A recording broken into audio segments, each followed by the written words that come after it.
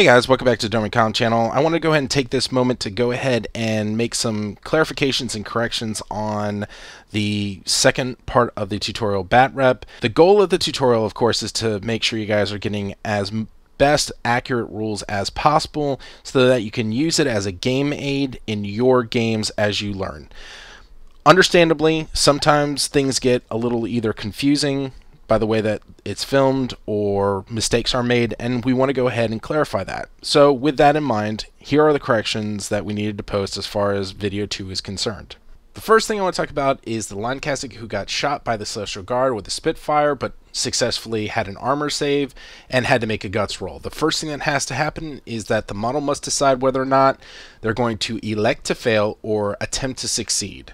If they are attempt to succeed, they use their willpower roll as the number that they have to roll on a 20-sided dice to get that number or less in order to succeed.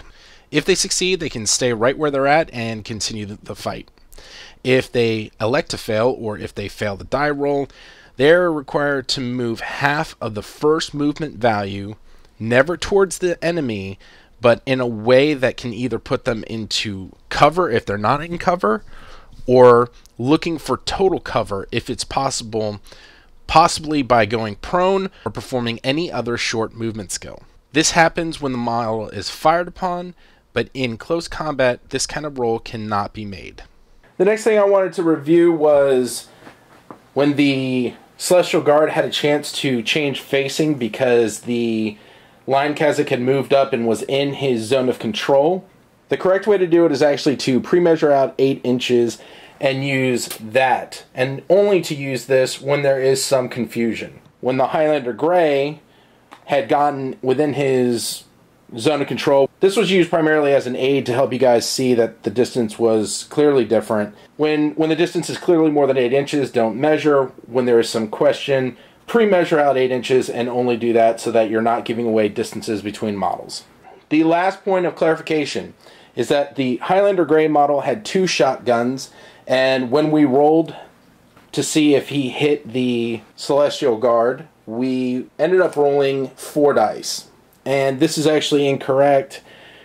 There's actually a rule that stipulates, and you can find it on the wiki under shotguns, that if a model has 2 shotguns, it's actually just +1 burst. I'm not quite sure if this is the case for all weapons if they're carrying 2 of them, but I know that with 2 shotguns, it's a +1 burst. Instead of rolling 4 dice, we should have only rolled 3. In this case, I probably would have actually had the Highlander Grey use his rifle instead of his shotgun, because the distance does look more than 8 inches, and it would have allowed the Highlander Grey to have a +3 modifier. Wanted to go ahead and clarify that to make sure you guys are getting the rules as accurately as possible from these videos. That being said, I did want to explain how shotguns work, and we're going to go ahead and start back on to part 3, top of Yujing, turn 2.